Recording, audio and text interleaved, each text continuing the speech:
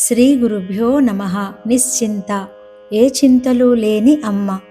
చింతలు లేనిది అంటే సృష్టి చింత కూడా లేనిది. అమ్మవారు సృష్టించి పోషించుట బాధ్యతాయుతమైన విషయం. సృష్టి స్థితి లయాలకు మించిన బాధ్యత సృష్టిలో ఏముంటుంది? అట్టి బాధ్యత వహిస్తూ కూడా అమ్మ చింతపడదు. అది ఆమె సామర్థ్యము, ఆమెకది క్రీడ. దేవతలు సైతం కలవరపడ్డ సన్నివేశాలు సృష్టిలో జరిగాయి, కానీ అమ్మవారు కలవరపడిన సన్నివేశం లేనే లేదు. సదా మందస్మిత మోముతో నిర్వహిస్తుంటుంది సృష్టి కార్యాన్ని. ఇది అరుదైన కళ్యాణ గుణము, అమ్మకు మాత్రమే స్వంతమైన గుణము. శ్రీకృష్ణుని విషయంలో అలాంటి మందస్మితం చూడగలం. శ్రీకృష్ణుడు శ్యామలాదేవి అవతారమేగా. చితి చచ్చాక కాలుస్తుంది, చింత బ్రతికుండగానే కాలుస్తుంది. చింత అసుర లక్షణం, నిశ్చింత దైవ లక్షణం. ఏ చింతలేని అవస్థ ఒక్కటే, అదే గాఢ నిద్రావస్థ.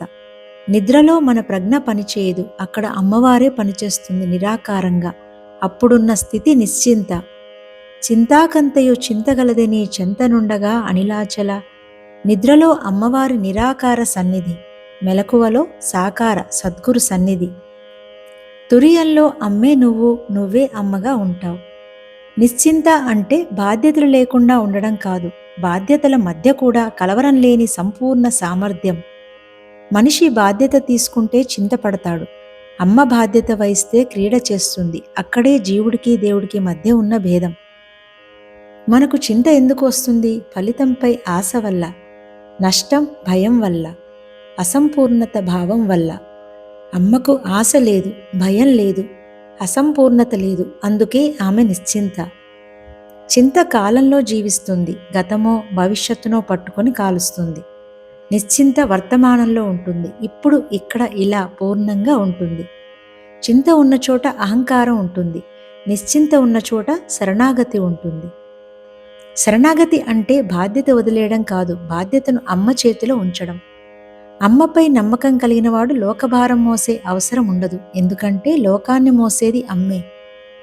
నిశ్చింత భక్తుడికి పరీక్షలు ఉండవు అనుకోకూడదు. పరీక్షలు ఉంటాయి, కానీ అవి అతన్ని కాల్చవు, అతన్ని శుద్ధి చేస్తాయి. చింతలో మనిషి చిన్నవాడు అవుతాడు, నిశ్చింతలో మనిషి విశాలుడవుతాడు. నిశ్చింతలోనే జ్ఞానం నిలుస్తుంది, నిశ్చింతలోనే భక్తి పక్వమవుతుంది. అమ్మను ధ్యానించడం అంటే ఆమెలా నిశ్చింతగా మారడం. చింతలను ఆమె పాదాల దగ్గర విడిచిపెట్టడం. చింతలను పట్టుకొని అమ్మను పూజించలేం, చింతలను వదిలితేనే అమ్మ దర్శనం. చింతలేని తల్లి, చింతలు తీర్చే తల్లి ఆ పరమేశ్వరి నిశ్చింత. లోకచింత వదిలినవాడికి ఆత్మచింత స్వయంగా కలుగుతుంది.